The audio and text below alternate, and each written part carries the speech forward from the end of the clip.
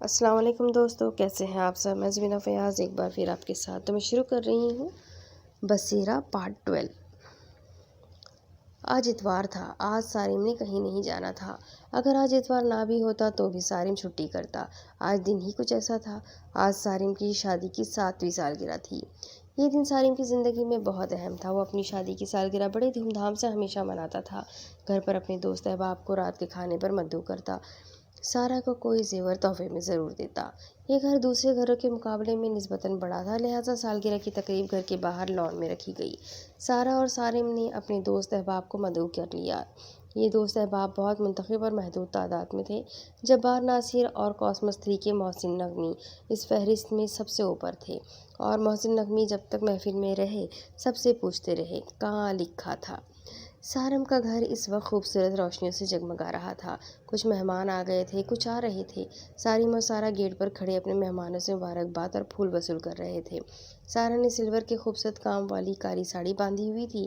اس کے جگمگاتے حسن کے سامنے روشنیاں بھی مان پڑ رہی تھیں۔ اس کے گلے میں بڑا ڈائمنڈ سیٹ لشکاریں مار رہا تھا۔ یہ سیٹ سارم نے اسے تحفے میں دیا تھا، جبکہ سارہ نے اسے ایک گھڑی، ایک پرفیوم اور ایک سوٹ تحفے میں عطا کیا تھا۔ سارم سفید سوٹ میں بڑا پرکشش دکھائی دے رہا تھا۔ سارہ کی دی ہوئی گھڑی اس کی کلائی پر خوب سج رہی تھی، اور پرفیوم کی خوشبو لوگوں کا دل موہ رہی تھی۔ تقریباً سارے مہمان آ چکے تھے، بس سارہ کو اپنی ایک سہیلی کا انتظار تھا، اس کی پرانی کلاس فیلو شاہدہ، سارہ کی بیسٹ فرینڈ۔ اب تو خیر سے وہ شادی شدہ ہو چکی تھی، 2 بچے بھی تھے، اس کا شوہر ڈاکٹر تھا۔ وہ دونوں گیٹ پر کھڑے شاہدہ کے منتظر تھے کہ ایک شاندار گاڑی سرسراتی ہوئی گیٹ کے سامنے رکی۔ گاڑی رکتے ہی ایک باوردی ڈرائیور بہت تیزی سے گاڑی سے نکلا اور بڑے ادب سے گاڑی کا پچھلا دروازہ کھولا۔ پچھلے دروازے سے جو شخص باہر آیا، اسے دیکھ کر دونوں ہکا بکا رہ گئے۔ وہ ظفر مراد تھا، سارہ کا چھوٹا بھائی۔ ارے یہ تو ظفری ہے! سارہ اسے دیکھتے ہی آگے بڑھی۔ ہاں سارہ، یہ تو کمال ہو گیا! وہ بھی سارہ کے ساتھ آگے بڑھا۔ ظفر بھی تیزی سے ان کی طرف بڑھا۔ اس نے دونوں کو شادی کی مبارکباد دی، سارم سے گلے ملا، اسے پھول پیش کیے، پھر وہ سارہ کی طرف متوجہ ہوا۔ میری باجی! اس نے اپنے بازو پھیلائے۔ میرے ظفری! سارہ نے جلدی سے اسے اپنی باہوں میں لے لیا اور اپنے آنسو روک نہ سکی، بے اختیار رو پڑی۔ ظفر مراد کی آنکھیں بھی نم ہو گئیں۔ ارے باجی، کیا کر رہی ہیں؟ روئے نہیں، آپ کی آنکھوں کا میک اپ برباد ہو جائے گا، ظفر نے اسے الگ ہوتے ہوئے کہا۔ اوہ یار، یہ تو خوشی کے آنسو ہیں، ان سے میک اپ خراب نہیں ہوتا، ویسے بھی آج کل میک اپ تو واٹر پروف ہوتا ہے، سارم نے ہنستے ہوئے کہا۔ پھر ظفر ایک دم گاڑی کی طرف واپس مڑا۔ ڈرائیور جو پیچھے کھڑا تھا، اس نے آگے ہاتھ بڑھا کر ظفر مراد کو ایک چھوٹا اور ایک بڑا پیکٹ دیا۔ ظفر نے وہ چھوٹا پیکٹ سارہ کے ہاتھ میں دیا۔ باجی، یہ آپ کا تحفہ ہے، ظفر مراد نے مسکرا کر کہا۔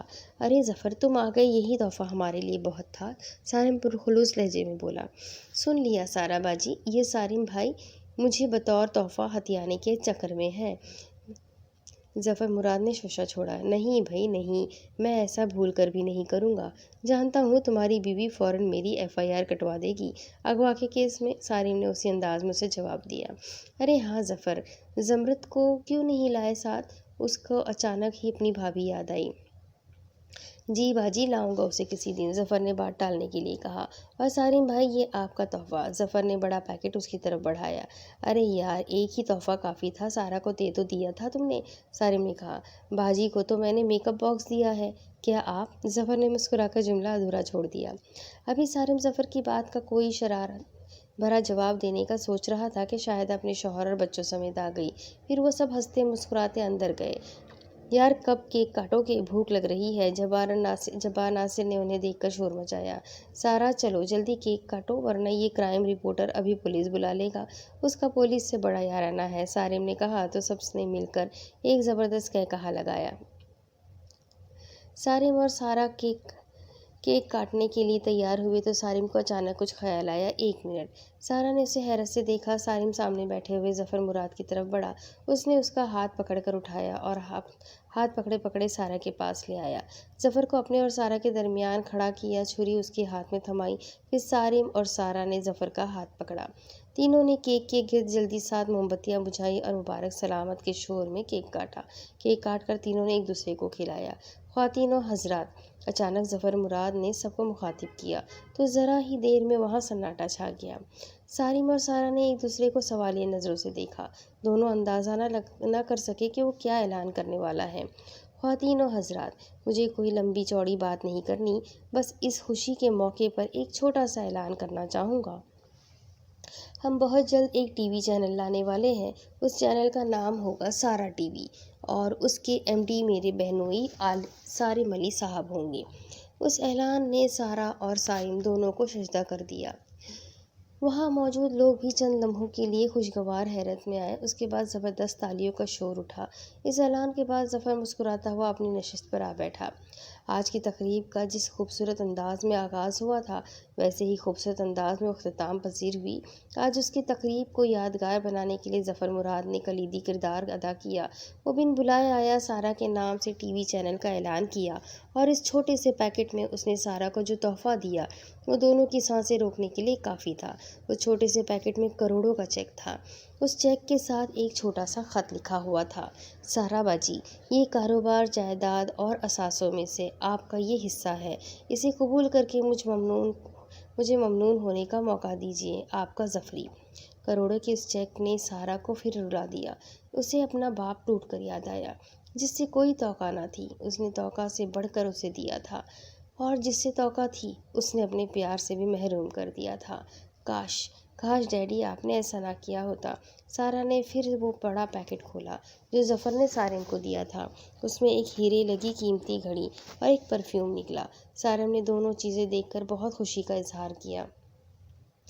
اس کے بعد سارہ نے دوسرے تحفے کھولے۔ سب نے اپنے اپنے حساب سے بڑے خوبصورت تحفے دیے تھے۔ اس طرح تقریب سے فارغ ہوتے ہوتے 2 بج گئے۔ تب سارم نے اپنے بیڈ روم کا رخ کیا۔ خالہ سجو اور اس نے مل کر ادھر ادھر بکھری چیزوں کو سمیٹا اور پھر وہ 5-10 منٹ میں فارغ ہو کر اپنے کمرے میں داخل ہو گئی۔ پلٹ کر اس نے دروازہ بند کیا اور مسکراتی ہوئی بیڈ کی طرف بڑھی۔ سارم بیڈ کی پشتیں ٹیک لگائے بڑے اطمینان سے پاؤں پھیلائے نیند دراز تھا۔ سارہ اس کے سامنے بیڈ پر بیٹھ گئی اور سارم کو یکٹک دیکھنے لگی۔ سارم کو لگا جیسے وہ ابھی رونے والی ہے۔ دیکھو بھئی، اب رونے کی نہیں ہو رہی۔ سارم نے انگلی اٹھا کر اسے خبردار کیا۔ نہیں، میں نہیں روؤں گی، ہرگز نہیں روؤں گی۔ اب تو تم روؤ گے۔ سارہ نے عجیب بات کہی۔ میں کیوں روؤں گا؟ مجھے کیا پاگل سمجھا ہے؟ سارم نے مسکرا کر کہا۔ سمجھا تو نہیں ہے، لیکن ہو سکتا ہے چند لمحوں بعد تم پاگل ہو جاؤ۔ سارہ نے پھر بات الجھائی۔ سارہ، فضول باتیں مت کرو یار۔ دیکھو آج کی تقریب کتنی شاندار، جاندار اور یادگار تھی۔ تمہارے نام کا ٹی وی چینل کھل گیا، تم کروڑوں کی مالک بن گئی۔ اب تم اس یادگار رات کو پھولوں سے سجا دو۔ سارم نے بے قرار ہو کر اس کا ہاتھ پکڑا۔ ہاں سارم، میں یہی کرنے والی ہوں۔ میں اس رات کو مہکا دوں گی۔ تم میری بات تو سنو۔ سارہ اس کے قریب آئی۔ ہاں سناؤ، سارم نے بڑے پیار سے کہا۔ مجھے دیوانہ بناؤ۔ اور جب سارہ نے اس کے قریب سرگوشی کی تو وہ بے ساختہ چیخ پڑا۔ نہیں کیوں؟ یہ بالکل سچ ہے سارم، تم باپ بننے والے ہو۔ یا اللہ تیرا شکر ہے، یا اللہ تیرا شکر ہے میرے مالک۔ آج تو نے مجھ پر اپنے کرم کی بارش کر دی۔ آج اکٹھی اتنی خوشیاں دے دی۔ میرے مالک تیرا شکر ہے، کہیں میں خوشی سے مر نہ جاؤں۔ سارم کی آنکھوں میں بے اختیار آنسو نکل گئے۔ اسے روتا دیکھ کر سارہ بھی اپنے آنسو نہ روک سکی۔ وہ دونوں گلے لگ کر بہت دیر تک روتے رہے۔ یہ خوشی ایسی تھی کہ اس پر جتنے آنسو بہائے جاتے کم تھے۔ یہ آنسو خالق کائنات کے حضور بہترین نذرانہ تھا۔ جب کچھ آنسو تھمے، دل کچھ قابو میں آیا تو سارم نے سارہ کے آنسو پوچھتے ہوئے پوچھا، سارہ، یہ خوشی کی خبر تم کنفرم ہوئی؟ ہاں، کل۔ میں 2 دن پہلے پروین باجی کے ساتھ کلینک گئی تھی۔ ڈاکٹر نے ٹیسٹ لکھا تھا کہ کسی قسم کے شبہ نہ رہے۔ کل ٹیسٹ رپورٹ لے کر گئی تو ڈاکٹر نے اس خوشخبری کو پکا کر دیا۔ سارم، میرا جی چاہا کہ تمہیں فون پر ہی یہ خوشخبری سنا دوں۔ بڑی مشکل سے خود کو روکا، کیونکہ میں چاہتی تھی کہ تمہیں شادی کی سالگرہ پر یہ حسین تحفہ دوں۔ سارہ نے مسکراتے ہوئے کہا۔ حیرت ہے کہ تم نے اتنی بڑی خبر کیسے ہضم کر لی۔ وہ واقعی حیرت زدہ تھا۔ سارم، بڑی مشکل سے ہضم کی۔ کئی بار ایمان ڈگمگایا۔ جب بھی تمہاری شکل دیکھتی صبر کا دامن ہاتھ سے چھوٹتا نظر آتا۔ ہر بار میں صبر کے دامن کو سمیٹ لیتی۔ آج جب میں نے تمہیں تحفہ دیا تو یقین جانو بڑی مشکل سے خود کو روکا۔ یوں لگ رہا تھا جیسے بے اختیار زبان سے یہ خوشی کی خبر پھیل جائے گی، لیکن میں نے اپنی قوت ارادی کو مضبوط کیا، دل بے قرار کو سمجھایا، بس کچھ دیر اور ٹھہر جا سارا، تم نے بے انتہائی خوشی کی خبر نہ سنا کر نہایت بے وقوفی کا ثبوت دیا ہے، سارم کے لب پر شکوایا۔ ہائے سارم، تمہیں میری یہ بات بری لگی ہے؟ سارا نے چونک کر اس کا چہرہ دیکھا۔ تو اور کیا، سارم نے اس کی ناک پکڑ کر کھینچی، اگر مجھے کل پتہ چل جاتا تو آج میں سارا دن ناچا ناچا نہ پھرتا۔ تو اب ناچ لو، سارا نے اس کے بالوں کو مٹھی میں بھر کر ایک ادا سے کہا۔ اب تو میں تجھے نچاؤں گا، سارم نے ہنس کر کہا۔ چلو ایسا کرتے ہیں، دونوں ناچتے ہیں۔ سارا اسے ترچھی نظروں سے دیکھتے ہوئے بولی، اوئے خبردار جو ناچنے کا نام لیا۔ بھئی اب تو بڑی احتیاط کی ضرورت ہے۔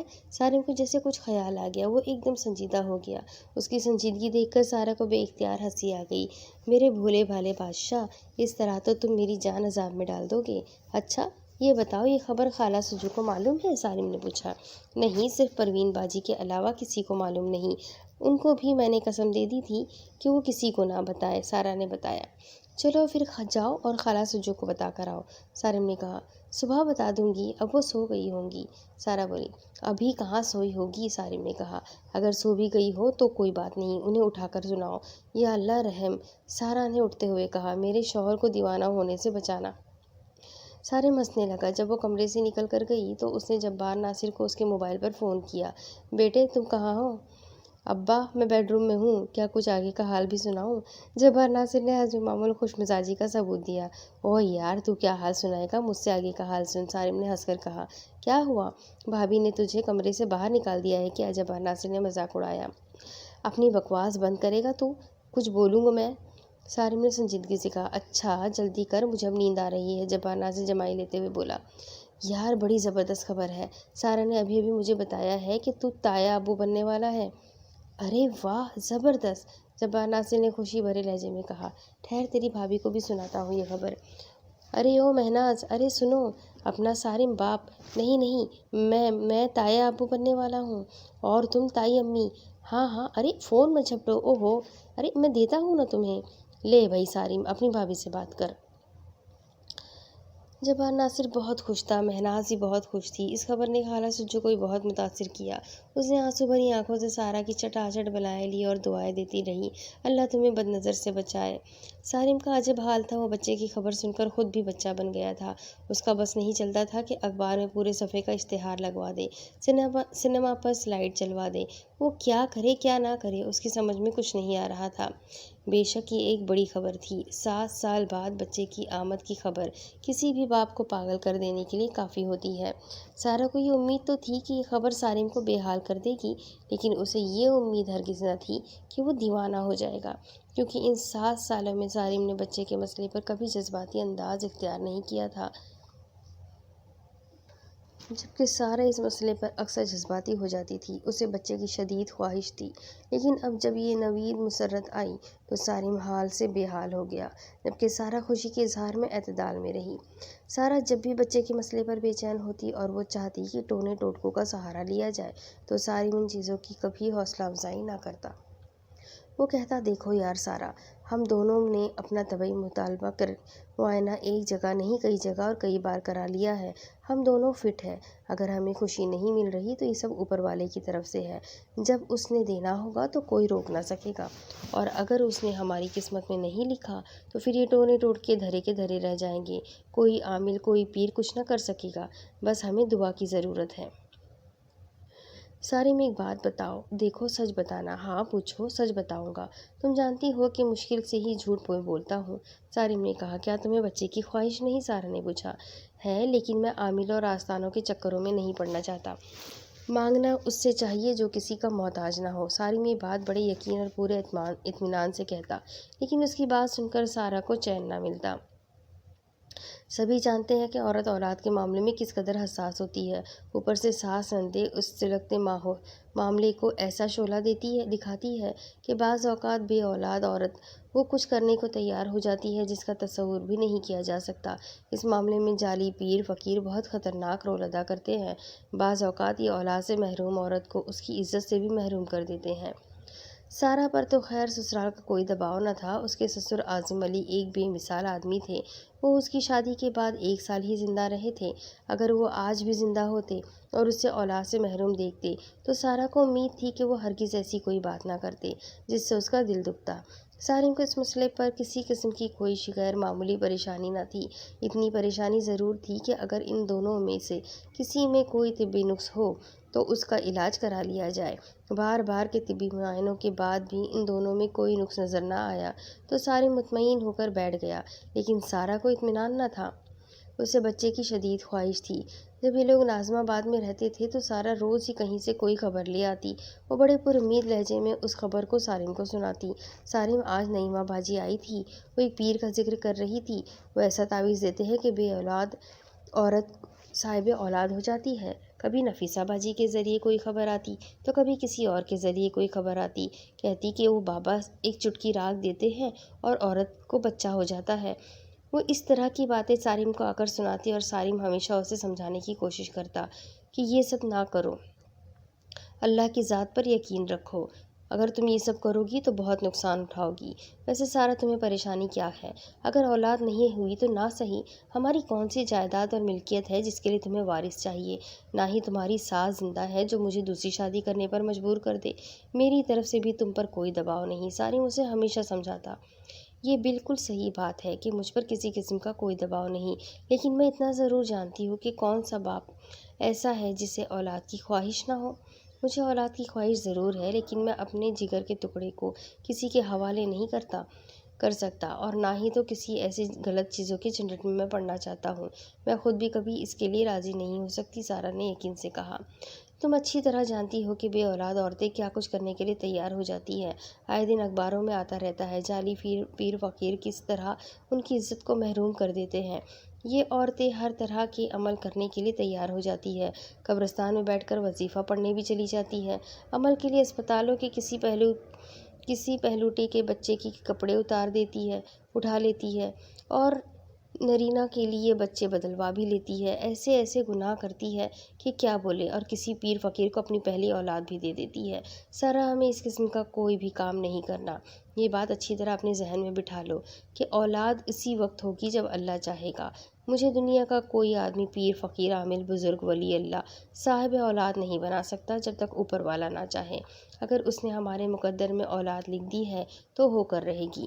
میں نا امید نہیں، مایوسی تو ویسے بھی کفر ہے۔ اللہ سے دعا کرنی چاہیے اور اللہ پر کامل یقین رکھنا چاہیے۔ سارم نے پوری سنجیدگی سے اسے کہا، وہ ہمیں ضرور اولاد سے نوازے گا۔ اس دن کے بعد سے سارا نے یہ بات گرہ میں باندھ لی، مسم ارادہ کر لیا کہ اولاد کے سلسلے میں کسی انسان سے رجوع نہیں کرنا۔ دینے والا صرف اللہ ہے۔ جب اسے کوئی چیز دینا ہوتی ہے تو سارے وسائل اس کے سامنے باندھ دیے جاتے، ہاتھ باندھے کھڑے رہتے ہیں۔ ان 7 سالوں میں اس مسم ارادے کے باوجود کئی بار ایسے نازک مقام آئے کہ سارا کے دل میں کسی عورت کی ترغیب دینے پر کسی عامل یا پیر فقیر کے در پر حاضری دینے کی خواہش ابھری، لیکن سارم کا یقین محکم دیکھ کر اس نے اس ترغیب کو دل سے نکال دیا۔ اب اٹھتے بیٹھتے، چلتے پھرتے، سوتے جاگتے، ہر وقت لب پر یہی دعا تھی کہ اے کائنات کے خالق، ہمیں صاحب اولاد بنا۔ ہر وہ دعا جو دل سے نکلے اثر رکھتی ہے۔ سارا تو اب دعا مانگتے مانگتے بے اختیار رو پڑتی تھی۔ بالآخر وہ لمحہ آ ہی گیا کہ اس کی دعا بھی قبول ہو گئی۔ اس خبر نے سارم کے دل میں ہلچل مچا دی تھی۔ جذبات کا لاوا کسی آتش فشاں کی طرح پھٹ گیا تھا۔ اس کی سمجھ میں نہیں آ رہا تھا کہ اپنی اس خوشی کو کس کے ساتھ شیئر کرے۔ خالہ سجو کو بتا دیا تھا، جبار راست نے کوئی خوشخبری سنا دی تھی، اب کیا کرے؟ ظفر مراد کو بتائے، بھئی تم ماموں بننے والے ہو۔ رات کا آخری پہر تھا، اس نے ظفر کو جگانا مناسب نہ سمجھا۔ اگر دن کا وقت ہوتا تو وہ یہ خبر محسن نغمے کو بھی ضرور سناتا۔ ظاہر ہو جواب میں یہی کہتے، کہاں لکھا ہے۔ سارم اس رات سو ہی نہیں سکا۔ وہ سارا سے باتیں کرتا رہا، ساری رات جاگتا رہا، اور اب اس کی طرف سے بڑا فکر مند ہو گیا تھا۔ سب سے بڑی فکر اس آصف زدہ مکان کی تھی۔ کیا سارا کا اس حالت میں اس مکان میں رہنا مناسب ہوگا؟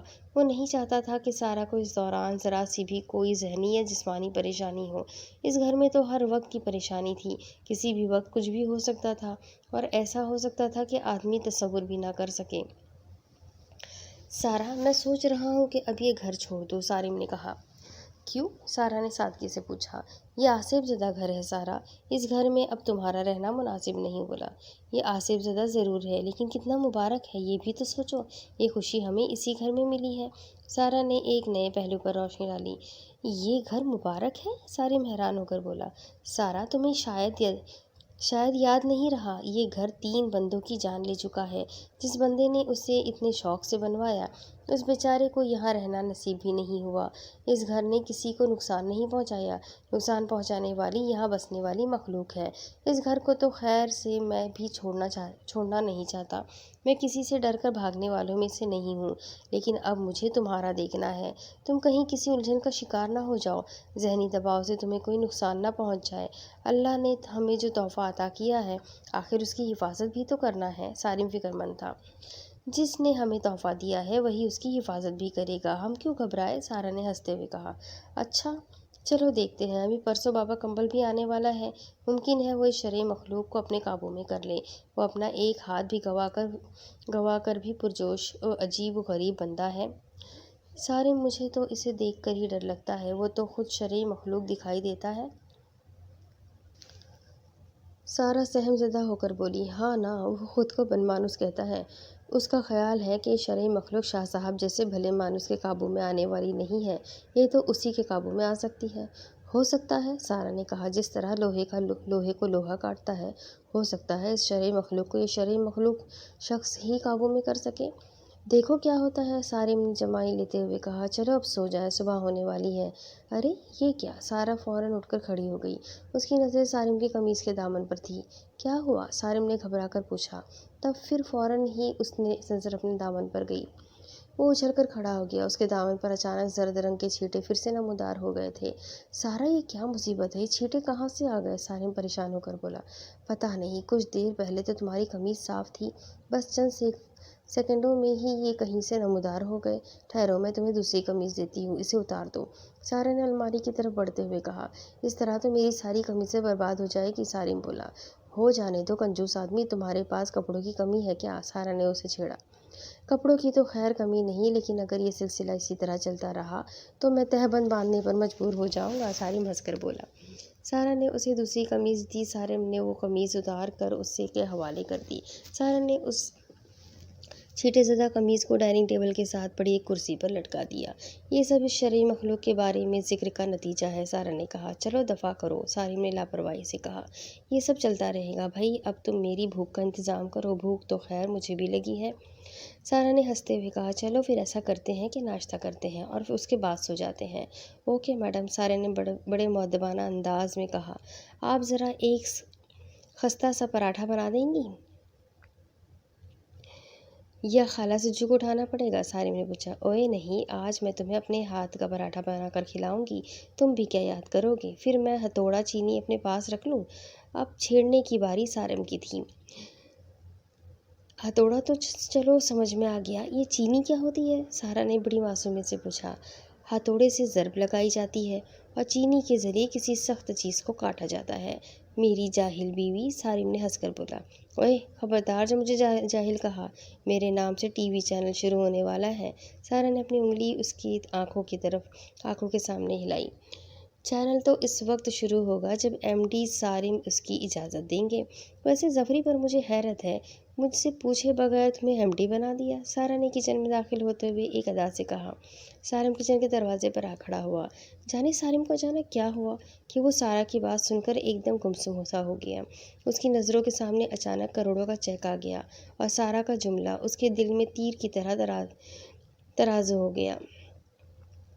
سارا کو امید تھی کہ وہ اس جملے کے جواب میں کوئی تیز سا جواب دے گا اور اس کے اس تیز جواب کو وہ انجوائے کرے گی، لیکن ادھر سے کوئی جواب نہ آیا۔ اس نے مڑ کر سارم کی طرف دیکھا، وہ کچن کے دروازے پر خاموش کھڑا اسے عجیب سے انداز میں دیکھ رہا تھا۔ ارے!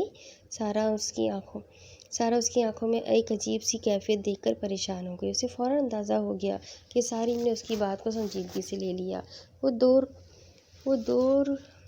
وہ دوڑ کر اس کے قریب آئی اور اس کا ہاتھ پکڑ کر بولی۔ کیا ہوا؟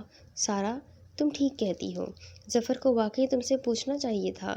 خیر سے اب تم کروڑوں کی مالک ہو، تمہارا بھائی اس شہر کا بڑا بزنس مین ہے۔ سارم نے سنجیدگی سے کہا، اس کے لہجے میں ایک محرومی تھی۔ اچھا، 1 منٹ، سارا یہ کہہ کر تیزی سے بیڈ روم میں چلی گئی۔ فوراً ہی وہ واپس پلٹی۔ اس کے ہاتھ میں ایک لفافہ تھا۔ وہ لفافے سے چیک نکالتی ہوئی کچن میں آئی اور ماچس جلاتے ہوئے بولی، سارم، میں تمہارے اور اپنے درمیان چاندی کی دیوار نہیں آنے دوں گی۔ میں اس چیک کو ابھی نظر آتش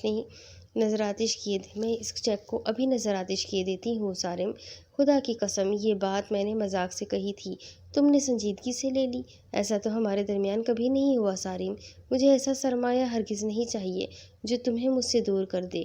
لو، میں آگ لگائے دیتی ہوں اس سرمایہ کو۔ سارم تیزی سے آگے بڑھا اور اس سے پہلے کہ وہ چیک کو شعلہ دکھاتی، اس نے اس کے ہاتھ سے چیک جھپٹ لیا اور بولا، یہ کیا بے وقوفی ہے؟ مجھے نہیں چاہیے دولت سارم، مجھے تمہارے سوا کچھ نہیں چاہیے، سارا نے انتہائی جذباتی انداز میں کہا۔ ٹھیک ہے، میں جانتا ہوں تمہیں کیا چاہیے۔ سارم کو اپنی غلطی کا احساس ہوا۔ پھر میرے مذاق کو غلط انداز میں کیوں لیا؟ سارا نے شکوہ کیا۔ غلطی ہو گئی مائی باپ، ہم کا معافی دے دو سرکار، نہیں تو ہم ایک کی جگہ 4 پراٹھے کھائیں گے، سارم نے مسخرے پن سے کہا۔ کیا بات ہے تمہاری؟ سارا نے اسے ترچھی نظروں سے دیکھا۔ یہ تم مردوں کو ہر چیز 4 کیوں چاہیے ہوتی ہے؟ بیویاں مانگو گے 4، پراٹھے کھاؤ گے 4، ہم تو 4 ہی مانگے ہیں، اب تم کچھ دن کے بعد مانگو گی اچار، سارم بڑے معنی خیزی انداز میں بولا۔ سارم، ماروں گی تم نے فضول بات کی تو، سارا نے شرماتے ہوئے کہا۔